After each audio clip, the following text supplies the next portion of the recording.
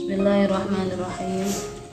Waqala dan dawuh Rasulullah sallallahu alaihi wasallam, Kanjeng Nabi Muhammad sallallahu alaihi wasallam, li an tusalliyal mar'atu,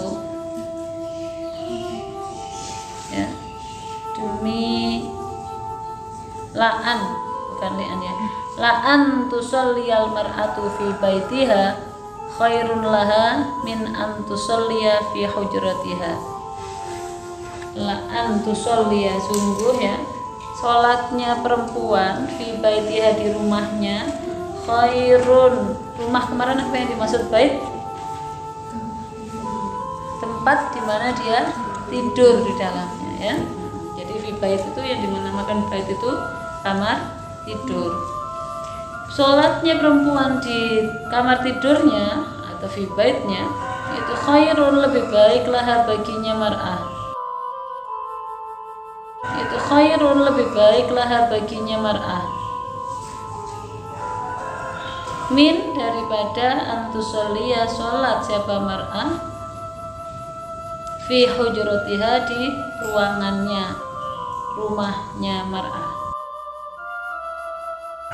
Ruangan itu bagian depannya kamar tidur, ya. Wala antusolliya fi hujratiha, dan sungguh hendaknya sholatnya perempuan fi hujratiha, di kamarnya mar'ah, kamar ruangan, ya, ruangan depannya ruang tidur itu khairun, lebih baik laha baginya mar'ah, min, daripada antusolliya, sholatnya mar'ah, fitari, di rumah, ya. Nah, rumah itu bagian paling depan dari tempat tinggal.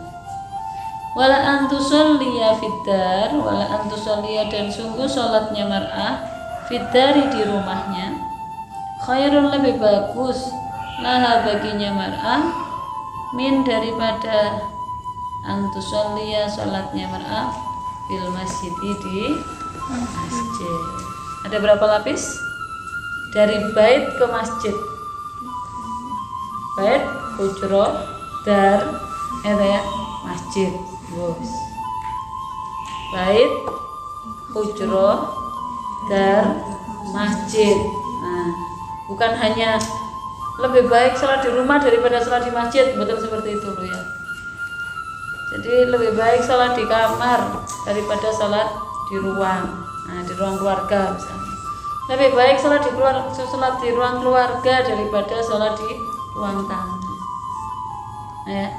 Lebih baik sholat di ruang tamunya perempuan daripada harus sholatnya di masjid. Bahkan ketika jadi makmumnya Kanjeng Nabi sekalipun tetap lebih baik sholat di ruang tamu, tapi tetap lebih baik di ruang keluarga. Tetap ada yang lebih baik lagi, yaitu di ruangan yang paling tersembunyi di rumah. Koyok-koyok tetap manggal luwih apik teng musala, lah wong salate nek omah dhewean. Lalu ya gak pati alim bisa, mbuh piye salate kepiye gitu ya. Tapi koyok-koyok lho ya, dari segi jelek-jelek salat di musala lebih baik. Tapi kalau hati kecilnya Umi ya tetap memihak di bagaimana Kanjeng Nabi menyampaikan kepada kita, karena ini semuanya adalah wahyu gitu.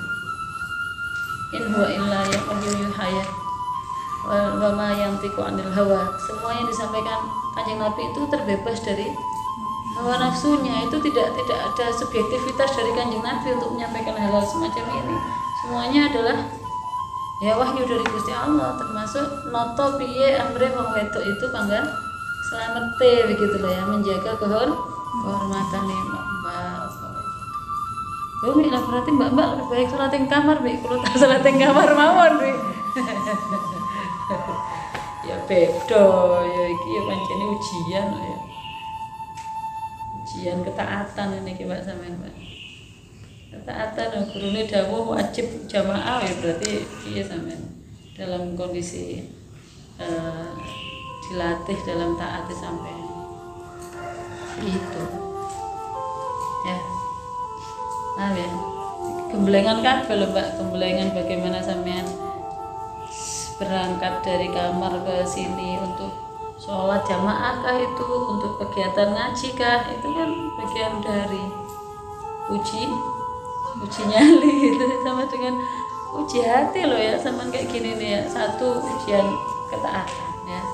Ujian ketaatan itu nggak gampang. Masalahnya di balik taat itu ada logika ya, di balik logika ada nafsu, males dan sembarang-barang. Jadi ini sampai esok budal minangka taat, ini sama sudah mengalahkan logika ya. Nah, logika itu tadi, logika ya kok, logika ya sakjane, nah kayak gitulah. Logika ini biasanya menjadi musuh terbesarnya taat. Begitu juga hubungan kita kepada Allah. Ada saatnya ini logika benar-benar tidak boleh ikut campur dalam ketaatan kita kepada Gusti Allah. Itu ya, ada hal lain yang memang ini perlu untuk diberikan untuk sampean gitu loh ya. Jadi sampean kalau paham kayak gini nih, makanya ada seringkali kalau memang sampean, kan saya sering tanya, kapan kita itu sama guru itu benar-benar sami nawa atau nawis pokoknya nggih tok, kapan kita menggunakan nalar kritis kita gitu kan. Kadang-kadang kami kan sering juga gitu memarahi sampean kenapa diem ketika diberi kesempatan bertanya, kan kami juga agak nggak senang gitu ya, nggak senang. Ini kapan kita itu menggunakan nalar kritis kita, kapan kita harus sami nama atau nami, bingung kami ini jadi muridnya, misalnya begitu ya. Sebenarnya ya nggak ada yang perlu dibingungkan ya. Ketika gurumu ngutus tanpa memberikan ruang untuk mau bertanya, it's enough gitu, that's all. Berarti sama tidak perlu untuk bertanya, sudah cukup. Ada banyak hal di balik perintahnya guru itu untuk dijelaskan, yang ini tidak perlu dijelaskan begitu. Hanya saya ulangi lagi, ketika guru sampean itu memerintahkan untuk sampean melakukan sesuatu tanpa memberi ruang untuk sampean bertanya, ya berarti wis tinggal menjalankan ya. Tapi kalau di sana guru membuka ruang untuk sampean bertanya, bertanyalah gitu. Kira begitu kalau berguru itu ya. Ya sambil pelajaran Nabi Musa sama Nabi Khidir gitu. Bukannya Nabi Musa ini murid yang nggak baik, bukannya Nabi Musa ini murid yang nggak hebat gitu loh. Justru ini murid yang hebat ketemu dengan guru yang lebih hebat kan gitu. Makanya terjadi beguru ya, proses beguru gitu loh. Padahal wis hebat, kurang apa Nabi Musa gitu. Salah satu ya, satu-satunya justru Nabi yang langsung dipanggil oleh Allah untuk menghadap. Hadapannya ya selain Nabi Muhammad ya, Nabi Musa sudah hebat, tapi dia kalah. Dia tidak bisa jadi murid yang baik ketika kehebatannya dalam hal logika ya, dalam hal berpikir itu digunakan ketika dia menjadi murid. Nah gitu loh, itu perlu kita pelajari. Dan dalam ilmu agama kita itu ada tiga ranah ya, ranah kajian teologi atau akidah, kemudian ranah kajian syariat fikih, ada yang ketiga adalah ranah kajian tasawuf hakikat. Nah, agama ini terdiri dari tiga ini elemen. Apa tadi yang pertama? Teologi, apa? Akidah, kemudian syariat yaitu fikihnya, yang terakhir tasawufnya. Mana yang lebih penting? Tidak ada yang lebih penting, semuanya penting begitu ya. Mengibadah apa, menghamba kepada Gusti Allah gak duwe ilmu akidah ya mesti tersesat, gampang ninggalno akidah ya gitu ya. Meskipun seiman tapi wis gak percaya mek pengirane ya, meragukan pengirane.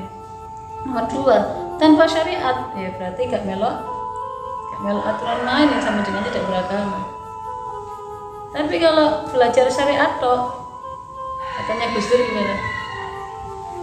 Gur pinter dongeng ya, Gur pinter dongeng, nulis lan moco, itu karena tok, nek sampean ngaji syariat tok wis ngono wis tampil wis apik gitu. Tapi gak cukup gitu. Ya, ben selamat ya, selamat toto hiri kabeh selamat sampai balik nek Gusti Allah selamat harus dilengkapi dengan tasawufnya, hakikatnya. Nah, ya, ini jadi satu ya. Nah, si Nabi Musa itu ahli banget di dalam keduanya ini ya, akidah dan syariat. Nabi Khidir merasa bahwa jenengan ini manusia hebat pilihan Allah dan diberi ilmu yang saya tidak diberi oleh Allah, begitu Nabi Khidir ya kepada Nabi Musa. Nah, Nabi Musa pun juga diberitahu Allah bahwa aku telah memberi ilmu kepada Nabi Khidir yang aku nggak ngasih, yang aku tidak beri kepadamu. Loh, masa Gusti ono sing lebih hebat dari saya tak pengen berguru kayak gitu ya. Nah, dalam hal ini adalah tasawufnya ya, hakikatnya, behind the scene, apa sesuatu yang dibalik yang kelihatan, itulah yang tidak diberikan kepada Nabi Musa. Nah, makanya Nabi Musa berguru deh Nabi Khidir. Menurut para sufi dalam hal ini Nabi Musa memang mengalami kegagalan. Tapi bagi para fuqaha, bagi para ahli fikih, Nabi Musa dipuji gak karu-karuan dalam hubungannya berguru kepada Nabi Khidir ini. Dipuji gak karu-karuan. Kenapa? Nabi Musa ini benar-benar orang yang sudah peka jiwanya terhadap kemungkaran. Melihat kemungkaran sedikit terus langsung gak kuat meneng. Tahu nggak? Langsung akhirnya bereaksi begitu loh. Lu kok ngono sih? Gitu. Akhirnya tunggu lu. Nah, itu kan tanpa jeda tuh. Begitu gurunya melakukan itu gak dipikir panjang langsung. Nah, itu kemungkaran itu. Nah, ini kawasan fikih ini jos ini. Ya, dalam melihat kemungkaran yang ketok jenenge babakan fikih itu babakan yang ketok, syariat ya salat ya kudu bener-bener jelegere salat kan gitu ya, poso ya poso tenanan kan gitu. Jadi Nabi Musa adalah nabi yang sangat dipuji-puji pada kawasan ahli fikih begitu. Ya. Dari itu Mbak, sama ketika mas-mas bareng ya kangkang itu ya, ketika sama dalam proses berguru nyantri koyo ngene iki ya, bukannya saya dan Nabi itu guru sama yang hebat ora gitu. Semuanya itu kan Gusti Allah toh Mbak ya. Sing dadekno sampean atine apa itu namanya condong ke sini itu juga bukan karena daya tarik kami atau karena kehebatan mboten gitu. Semuanya Gusti Allah gitu. Yang mengharuskan sampean yang mengharuskan kami, saya dan Nabi ya, ngadepi sampean pun juga Gusti Allah kan begitu. Jadi kita bertemu ini atas kehendaki Gusti Allah begitu saja. Jadi mau nggak mau kita harus memainkan perannya masing-masing dengan sebaik-baiknya begitu. Jangan delok menungsane gitu. Tahu ya? Ngono ditawari aku mau, mending aku enak-enak anake ngopeni awakku dhewe ambek keluargaku sendiri begitu. Tapi kan karena ini sudah kehendaki Gusti Allah dan mau nggak mau ya sudah jalannya ini. Berarti ini pun yang harus sampean semuanya jalankan, mainkan peran sampean sebaik-baiknya. Jadi murid ya ada kalanya memang berat ya. Wong sok mikir tapi kok gak oleh mikir, nah ya gitu ya. Ya kayak Nabi Musa begitu. Nek dilos KPKP dipertanyakan, KPKP diprotes no. Gak situ oleh ngil. Ya sometimes saya pahit-pahit harus dinikmati. Belajar menikmati pahit.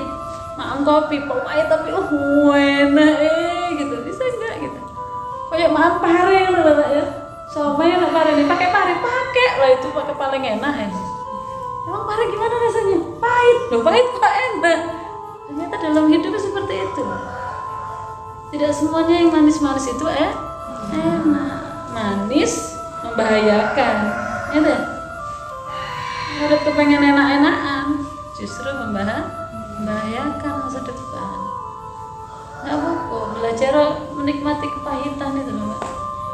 Enak itu ya. Pahit, ngantuk-ngantuk sih nggak sak jus, bongi-bongi ngono. Wis ana leken niku pahit iku enak wis ana. Selamat oleh ilmu. Namane penak apa asli penak. Arek glendeng ngono tok lho ndek rele wis enak. Maksudnya enggak perlu membuat relnya gitu. Nek sampean coba enggak punya guru gitu kan di akhirat tetep gawe dhewe to, sing gawe rel, sing gawe kudu iki bener apa ora rele kan gak mesti bener. Cuman saiki wis enak gitu. Akhlak sampai Gusti Allah itu tidak terlalu dominan logikanya ya. Ya, tapi nanti Dilatih. logika suwe-suwe manut dengan hati yang ternyata Perlu dilatih. oh iya bener. Oh iya bener. Kadang ya Ketika manut Gusti Allah tanpa dipikir, tanpa dipertanyakan gitu ya. Ini gak mantuk. Ternyata akal pun, logika pun bisa mengiyakan begitu. ketika suatu ketika buka hikmah Tapi aku manut oh Gusti Allah. iya baru iya. Taat guruku Nah ini memang perlu taat dilatihkan. Gusti Allah. Terkadang emang harus diempat dulu, logika ini harus diempat dulu, Bukan jangan di depan Sisi sama kemanusiaan bertanya. sama yang tidak diakui bukan Cobalah berarti untuk begitu. bersabar, Ada melihat, saat-saat memperhatikan. ada saat-saat di mana sampean harus Ketika kita sudah ngugemi Gusti Allah, Memasung. manut Gusti Allah, masih logika rada-rada sampean, gak enak dilek kemanusiaan dinikmati, sampean suatu untuk ketika akan menjalankan terlihat hikmahnya, peran baru logika sebagai ini bilang hamba oh Gusti Allah. iya. Nanti lama-lama logika akan manut deh Gusti Allah. Tanpa harus mikir, tanpa harus mempertanyakan, logika sudah paham. Oh iya, gampang. Tunggu sebentar lagi lah, saya akan Tuhan kita semua paham. itu Gusti Allah itu bukan Tuhan yang Yang penting ikuti Bahan aja perasaan ikuti gitu. semua kesempatan Tuhan kita yang sangat- diberikan Allah kepada sangat kita, berperasaan, jangan diabai, melebihi jangan apa yang kadang-kadang diabaikan. kita Ya. pikirkan. Banyak Pak, banyak oleh ilmu itu untuk dinding ya. Ini tadi sampai ke sana itu karena apa ya? Ini tadi membahas tentang apike wong wedok salat di jero kamare timbang di jero ruang tamune ruang keluarga ya. Salate di ruang keluarga luwih apik timbang di ruang tamune. Salat di ruang tamune wong wedok luwih apik timbang salat di masjid ya. Tapi menerapkan ini pun juga tidak boleh kaku, nggak boleh saklek. Buktinya ini tidak diterapkan untuk sampean. Nah kayak gitu tuh lah ya. Jadi harus paham, mas pokoknya kenapa kok nggak boleh, kenapa nggak diterapkan aja? Berarti kita sholatnya di kamar aja. Nah, sepihak dong gitu. Ada kalanya kayak gini tak jelentreh nih. Tapi di banyak hal yang lain saya tidak jelentreh nih dek sampean, pokoknya tak utus ngono lah. Kayak gitu tuh ya sampean ya harus ya udah wis jalanin aja. Tapi besok berubah lagi. Ada yang bilang iki nggak konsisten. Nah, kayak gitu tuh ya. Akal bicaranya tidak konsisten. Karena apa? Sekarang berbeda dengan kemarin baru aja bilang kayak gitu, sekarang udah berubah lagi. Iki nggak konsisten dan sebagainya. Bukannya tidak konsisten, tapi berjalan dinamis. Dinamis itu mesti berubah, Mbak. Kang, ngerti ya? Orang pikir berubah terus. Kalau kita tidak menyesuaikan dengan perubahan ini, ya kita akan tergilas oleh zaman. Terus nggak bisa mengambil peran kita nanti. Siapa kalau bukan kita yang ngambil peran mewarnai masyarakat? Nah akhirnya yang ngambil peran wong sing gak kena itu. Begitu ya. Jadi ulak-walik peraturan yang ada di Sunan Ampel gonta-ganti itu karena dinamis, menyesuaikan dengan potensi sampean-sampean semua yang terus berkembang. Nah, makanya harus dirubah lagi. Ini sudah mulai bagus, ini dirubah lagi. Begitu terus akan seperti itu. Tidak akan pernah berhenti. Ya. Itu ciri khasnya Sunan Ampel itu. Apa? Tidak pernah tetap aturannya di dalam itu. Ulak-malik gonta-ganti. Babano pancen kita hidup di zaman yang harus disikapi terus. Ya. jangan enak-enakan di zona amannya masing-masing. Toto dohire, toto iya nih. Tapi kalau bisa Pengennya toto seneng-seneng. atine dhisik Tanpa harus nunggu toto dituruti, dohire ya, karena kita iya. nggak tahu kan toto dohire kapan gitu. Dewasnya Jadi ya kita toto atine dhisik. ya mudah-mudahan nanti dengan totone atine awake dhewe wis mapan krana Gusti Allah, ndelok sembarang-barang sing ketok Gusti Allah yang maha baik. Kalau sudah seperti itu Gusti Allah kok noto-noto dhewe ya. Nek wis toto ya wis tenanan matur suwune, durung toto dohire ya panggah matur suwun Gusti Allah, karena sudah mapan atine dibalik belum totoe itu justru totoe sing paling toto menurut Gusti Allah. Gitu wis ngono ae mek Gusti Allah. Wis gak apa-apa. Masih angel-angel tanggah dilakoni, mudah-mudahan tutuk nggen Gusti Allah maringi ilmu hikmah, ilmune manfaat, barokah. Dunyane toto, akhirate toto. Apa kleru ya? Akhirate dhisik toto